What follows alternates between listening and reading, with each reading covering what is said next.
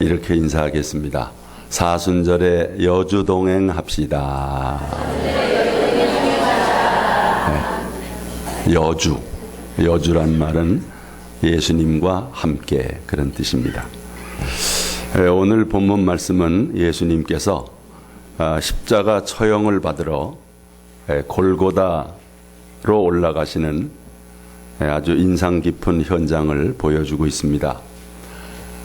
끔찍한 사형의 현장으로 올라가는 장면이니 그 자체로 비감한 장면일 수밖에 없습니다. 로마 군병들은 온갖 방법으로 주님을 희롱했습니다. 주님은 너무나 매질을 많이 당하여 이미 기력이 쇠했기 때문에 무거운 십자가를 지고 가면서 계속 쓰러졌습니다. 이때 로마 군병들은 구레네 시몬을 붙잡아서 대신 십자가를 지게 했습니다. 예수님의 십자가 행렬 뒤에는 많은 구경꾼들과 평소에 가까이에서 주님을 섬기던 여인들이 슬피 울면서 주님을 따르고 있었습니다. 제자들은 모두 주님을 버리고 도망쳤을 때에 여인들이 제자의 자리를 지키고 있습니다. 그동안 예수님을 따르던 많은 사람들이 모두 주님을 등졌을 때에 연약한 여인들이 주님을 쫓고 있습니다. 여인들은 그냥 주님의 십자가의 행렬을 따르는 것이 아니라 슬퍼하면서 가슴을 치면서 울면서 주님을 따랐습니다. 여인들은 주님께서 십자가를 지고 가시다가 쓰러지는 모습을 보고 더욱 가슴을 쳤습니다. 홀로 외로이 가시는 십자가의 길, 비아돌로로사를 걸으면서 가슴을 치면서 슬피 울었던 것입니다. 여러분, 이 여인들이 고마워요, 안 고마워요? 참 고맙지요. 일가 친척 없는 너무 쓸쓸한 초상집에 누가 와서 슬피 울어주면 고마운 거 아닙니까? 참 상제들에게 폭 위로가 되지요. 아마 예수님 입장에서도 여인들이 아마 무척 고마웠을 것입니다. 실제 예수님을 따랐던 사람들은 엄청 많았지요. 헌신적인 12제자 그룹이 있었고요.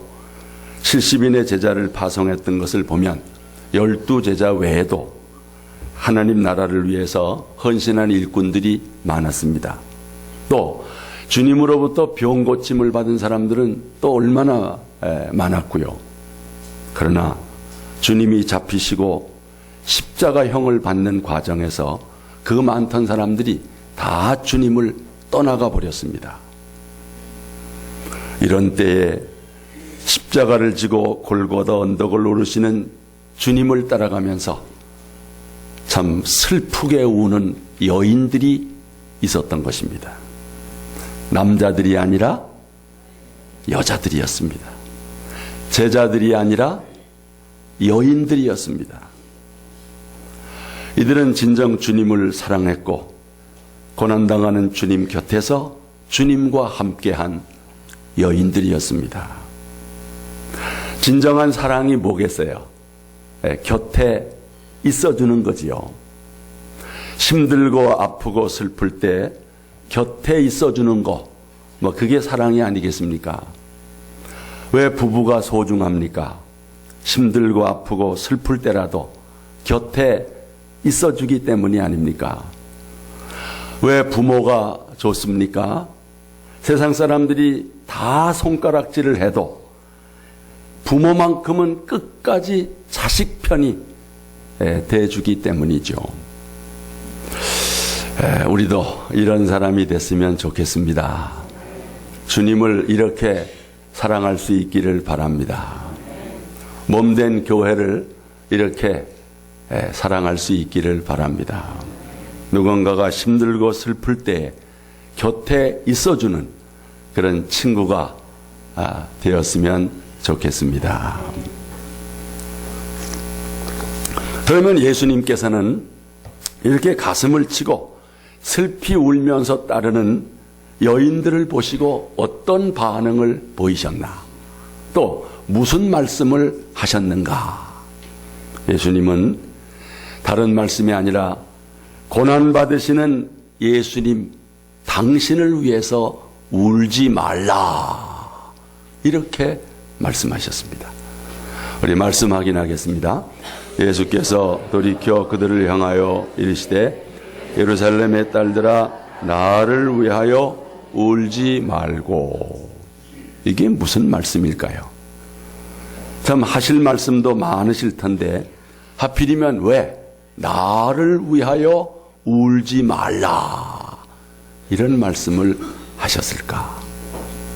십자가를 지고 가시는 예수님의 이마엔 땀방울이 얼룩지고 지친 발걸음은 딱딱한 돌계단에 쓰러져 참 애처롭기 그지없었습니다. 예수님이 그토록 힘들 때 제자들마저 보이지 않았고 지나가는 구경꾼이 대신 예수님의 십자가를 지고 갑니다. 여인들이 주님의 딱한 모습을 보면서 슬퍼하면서 우는 것입니다. 그런데도 주님은 왜 당신을 위하여 울지 말라 이런 말씀을 하셨을까요? 예수님은 구속사적 의미에서 마땅히 가야 할 길을 가시고 계십니다. 인류 구원을 위해서 피할 수 없는 필연적인 길을 가시는 겁니다. 겉으로 보면 강제로 십자가를 지고 가는 것처럼 보입니다. 하지만 주님은 자원해서 이 십자가를 지고 고난의 길을 가시고 계십니다. 예수님은 이미 수차례 당신이 예루살렘에 올라가서 고난을 받으실 것을 말씀하셨죠. 바로 이 말씀입니다. 다 같이 이때로부터 예수 그리스도께서 자기가 예루살렘에 올라가 장로들과 대제사장들과 서기관들에게 많은 고난을 받고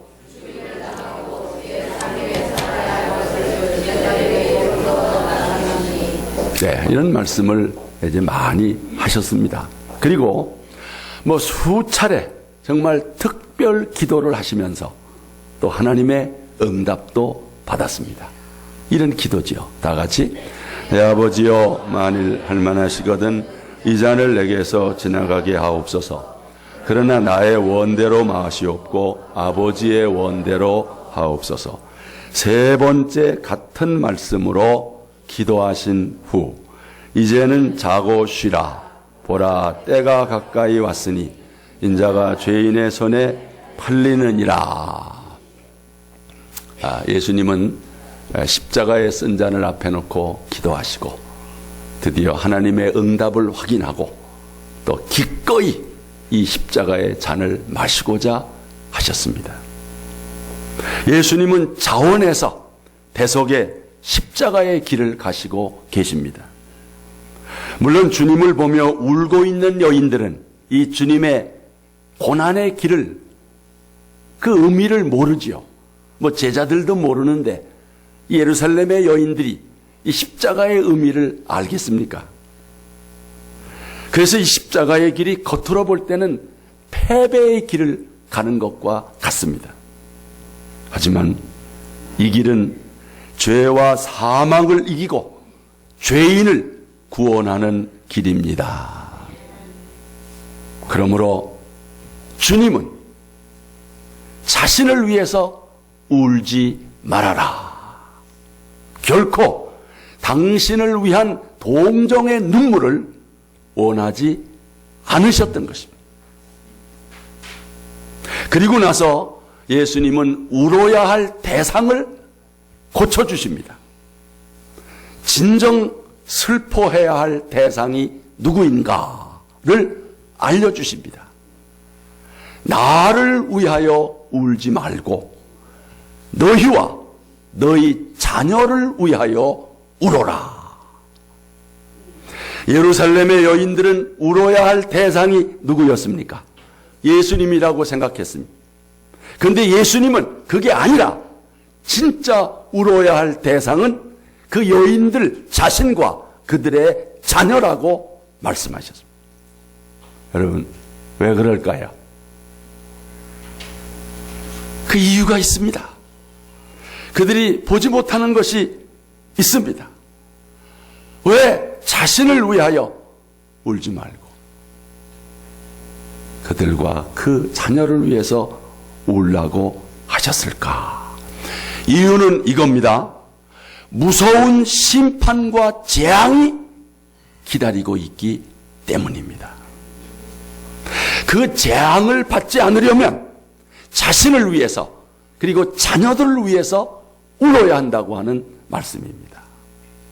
그들 앞에 다가오는 큰 비극을 대비하라고 하는 말씀입니다.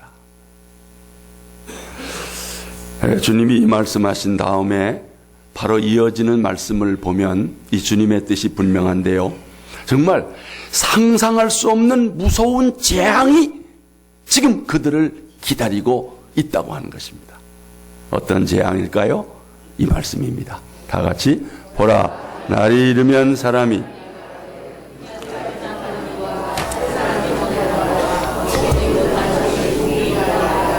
여러분, 이게 무슨 뜻입니까? 그 재앙의 때에는 아이를 낳지 못한 여인이 오히려 복되다 하리라. 아이를 못 낳는 것, 아이 없는 것을 불행으로 여겼던 여인들이 오히려 복이 있고, 아이가 여럿 있는 부모들이 되레 가슴을 칠 날이 오게 될 것이다. 여러분, 다산, 많은 자녀를 두는 것, 성경적으로 말하면 이게 복이에요, 복이 아니에요? 복입니다. 많은 자녀를 낳고 그 자녀에게 젖을 먹이는 그게 복입니다. 그런데 이런 당시의 가치관으로 볼 때 이 주님의 말씀은 정말 충격이 아닐 수가 없는 것입니다. 잉태하지 못하느니 해산하지 못한 배, 먹이지 못한 젖이 복이 있다. 이게 무슨 복입니까? 하지만 예수님께서는 앞서 이와 비슷한 말씀을 하셨지요. 바로 이 말씀입니다. 다 같이 이 날들은 기록된 모든 것을 이루는 징벌의 날이니 그날에는 아이벤 자들과 젖먹이는 자들에게 화가 있으리니 이는 땅에 큰 환난과 이 백성에게 진로가 있겠음이로다. 왜 아이벤 자들과 젖먹이는 자들에게 화가 있을 것인가? 그날이 있을 것을 대비하여 너희 자신과 너희 자녀들을 위하여 울어라. 주님 말씀입니다. 그런데 이 예언은 그대로 성취가 되었습니다. 언제요? 예수님을 십자가에 못 박아 죽인 이스라엘이 주후 70년에 로마의 디도 장군에 의해서 점령을 당했습니다.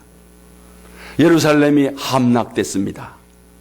전쟁은 장기전으로 접어들었고 성 밖으로 도피하지 못한 사람들이 큰 고통과 기근을 겪습니다. 로마 군인들이 부모들 보는 앞에서 어린 자식들을 돌과 땅에 메어쳐 죽입니다. 전쟁이 계속되자 성 안에 양식이 끊어졌습니다. 수많은 아이들이 굶어 죽어갔습니다. 여러분, 그걸 보는 부모들의 마음이 얼마나 아프겠어요. 차라리 아이가 없는 게 낫지요. 굶주린 부모들은 죽은 아이의 시체를 먹었고 심지어 자기 아이를 잡아먹었다고 기록하고 있는 것입니다. 이 끔찍한 참상을 보면서 차라리 잉태하지 못한 여인, 해산하지 못한 배, 먹이지 못한 젖이 오히려 복이 있도다. 이렇게 주님께서 말씀하신 것입니다. 또 주님은 어떤 재앙을 예언하셨는가? 30절 말씀입니다. 다 같이 그때 사람이 산들을 대하여 우리 위에 무너지라 하며 작은 산들을 대하여 우리를 덮으라 하리라. 심판의 날에, 재앙의 날에 산이 무너져 내리라고 외치고 언덕이 우리를 덮으라고 외치게 될 것이다. 이것은 재앙을 부르는 소리가 아닙니다. 무서운 재앙으로부터 숨고자 하는 사람들의 울부짖음입니다. 차라리 산이라도 무너져서 자신들을 진로로부터 가리어달라고 하는 외침입니다. 차라리 작은 산이 무너져서 죽기를 바라는 그런 외침입니다. 주님을 십자가에 못 박은 이스라엘 백성들이 이런 심판을 받게 되고 이런 재앙을 받게 될 것이니 너희와 너희 자녀들을 위하여 울지 않으면 안 된다. 이런 주님의 말씀입니다. 또 주님은 어떤 재앙을 예언하셨는가요? 이 말씀이죠. 31절 다 같이 푸른 나무에도 이같이 하거든. 이건 또 무슨 말씀이실까요? 푸른 나무에 불이 붙을 수 있었다면 마른 나무에는 오죽 잘 붙겠느냐. 그렇죠? 네, 생나무에 불이 붙는데 뭐 마른 나무야 얼마나 잘 붙겠어요. 이 구절에 대해서 몇 가지 해석이 있습니다. 여기 푸른 나무는 예수님을 의미하고 마른 나무는 주님을 죽인 유대인을 의미한다. 의인인 예수님이 이런 십자가의 고난을 받으셨다면 메시아를 죽인 유대인들이 장차 받을 고난은 얼마나 더 크겠느냐. 이런 해석. 또 다른 해석은 여기 푸른 나무는 일반적인 죄인들을 가리키고 마른 나무는 예수님을 죽인 유대인들의 죄악을 가리키는데 일반 죄인들도 고난을 받는다면 메시아를 죽인 유대인들의 고난은 얼마나 더 크겠느냐. 여기까지 이해가 되는 분 아멘. 깨달아지시는 분 아멘. 어느 해석이든 요지는 뭡니까? 예수를 죽인 유대인들과 그 자녀들에게 엄한 심판과 재앙이 임하게 될 것이다. 그런 의미에서 나를 위하여 울지 말고 너희와 너의 자녀들을 위하여 울어라. 그럴 때 그 심판과 재앙을 이제 당하지 않을 것이다. 그런 말씀이죠. 예수님은 이미 이스라엘 백성들이 당할 이 같은 심판을 생각하면서 우셨습니다. 언제요? 이 말씀입니다. 다 같이 가까이 오사 성을 보시고 우시며 이르시되 너도 오늘 평화에 관한 일을 알았더라면 좋을 뻔하였거니와 지금 내 눈에 숨겨졌도다. 예루살렘 성을 보시면서 우셨어요. 이 울음은 소리내어 헉헉 통곡하시는 울음입니다. 거룩한 성 예루살렘이 불신앙으로 죄악으로 인해 멸망당할 것을 생각하시면서 통곡하신 것입니다. 여러분, 이 예언은 그대로 이루어졌습니다. 이스라엘이 로마의 식민지가 되면서부터 시작됐지요. 유태인들이 그 후 2000년간 나라 없는 민족으로 전 세계에 흩어져 유리방황하게 됐지요. 히틀러에 의해서 600만 명이 학살당하는 이 끔찍한 재앙, 이런 것들이 메시아를 죽인 죄값을 톡톡히 받게 되므로 예수님의 예언은 그대로 성취된 것입니다. 그런데 성도 여러분, 이게 유대인의 문제만이 아닙니다.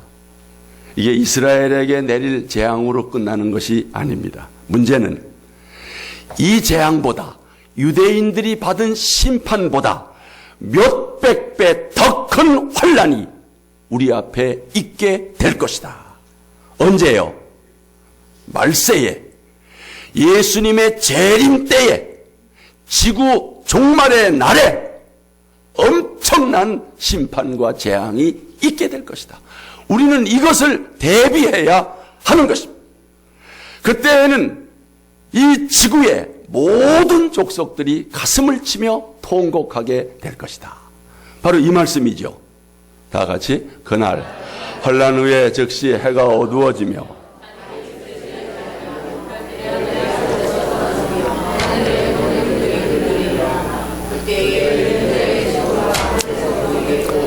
그때 땅의 모든 족속들이 통곡하며 그들이 인자가 구름을 타고 능력과 큰 영광으로 오는 것을 보리라. 아멘. 심판과 재앙의 날을 대비하여 예루살렘의 여인들을 향해서 너희 자신을 울고 너의 자녀들을 위해서 울라고 하시는 말씀 그대로, 이 말씀은 우리들에게도 똑같이 주시는 말씀인 줄 믿습니다. 우리도 심판의 때, 재앙의 때를 준비해야 합니다. 하나님을 두려워하지 않는 이들, 하나님이 어디 있느냐고 교만하게 말하는 이들이 예수님 재림하시는 날에 그 심판과 재앙이 너무너무 고통스러워 산들을 향하여 우리 위에 무너지라, 작은 산들을 향하여 우리를 덮으라 부르짖게 될 날이 올 것이다. 그러므로 성도 여러분, 우리는 하나님 앞에 겸손해야 합니다. 하나님은 은혜로우시고 노하기를 더디하시고 인애와 자비와 긍휼이 한이 없으십니다. 그러나 우리 인생에 적어도 한 번은 이와 같은 하나님의 심판대 앞에 서게 될 것입니다. 그 한 번의 심판으로 영원한 생명이냐 영원한 저주냐가 갈라지게 될 것입니다. 바로 지난주일 말씀과 이어집니다. 불신앙과 교만의 불순종의 죄악을 뭘로 수술받아야 합니까? 살아있는 하나님의 말씀 좌우에 날선 검과 같은 말씀으로 수술받게 될 때에 하나님의 결산, 하나님의 심판대, 검색대를 무사히 통과하여 영원한 안식, 영생에 이르게 될 줄 믿습니다. 이런 심판의 날을 대비하여 예수님은 이제 우리는 어떻게 해야 되느냐? 나 자신과 내 자녀를 위하여 울어야 한다는 것입니다. 우리 하나님 말씀 봅니다. 다 같이.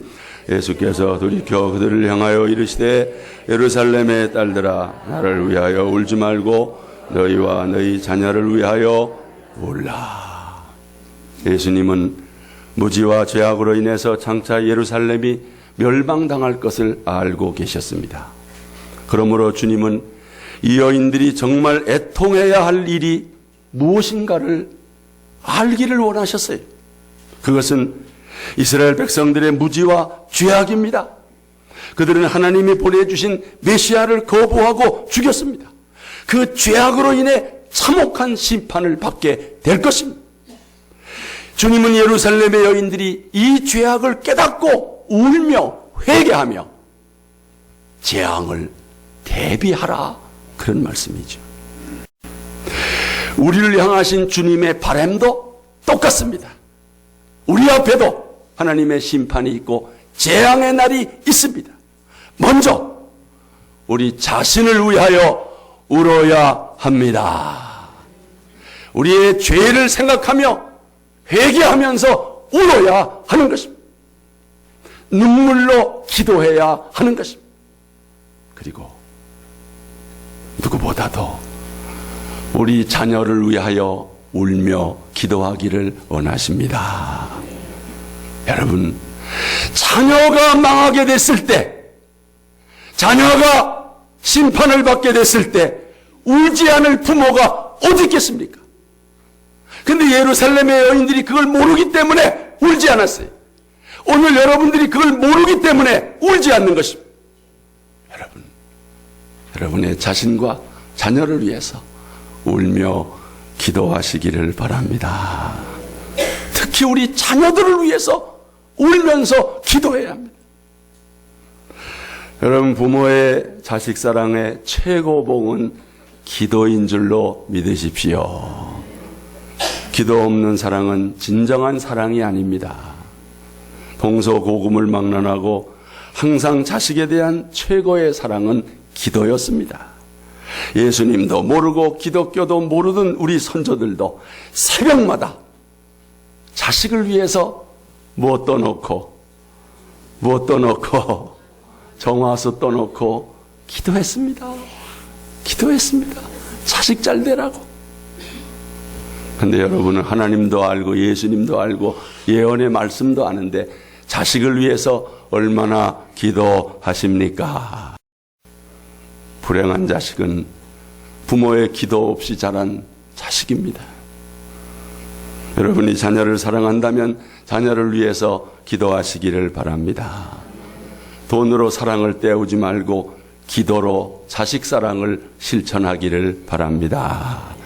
이것이 주님의 뜻입니다.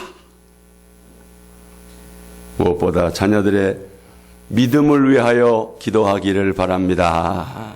자녀를 위해서 기도할 제목이 많지요.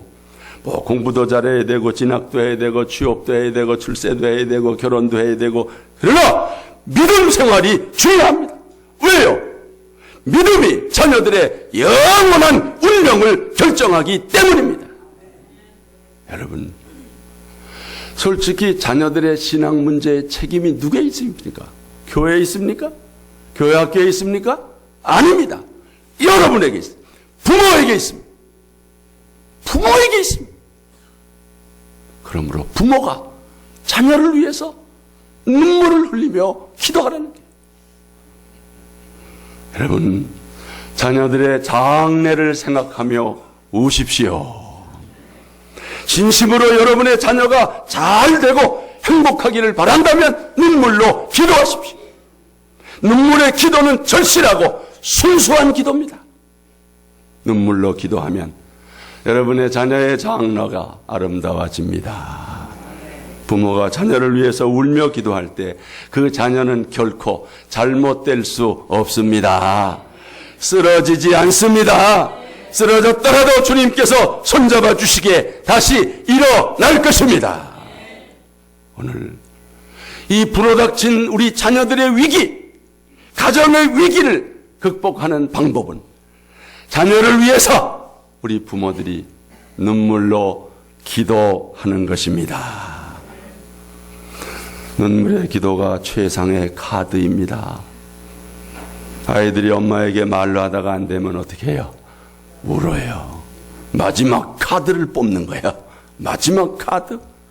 지금이야말로 우리가 마지막 카드를 뽑을 때 여러분이 자녀를 위한 눈물의 기도, 그 눈물 때문에 여러분의 사랑하는 자녀들이 저주의 심판에서 구원받게 될 것입니다. 여러분의 가정에서 신실하게 주님을 섬기는 믿음의 후손들이 많이 일어나게 될 것입니다. 눈물의 기도 결코 헛되지 않습니다. 주님의 신실한 약속의 말씀 다 같이 읽겠습니다. 눈물을 흘리며 씨를 뿌리며 기쁨으로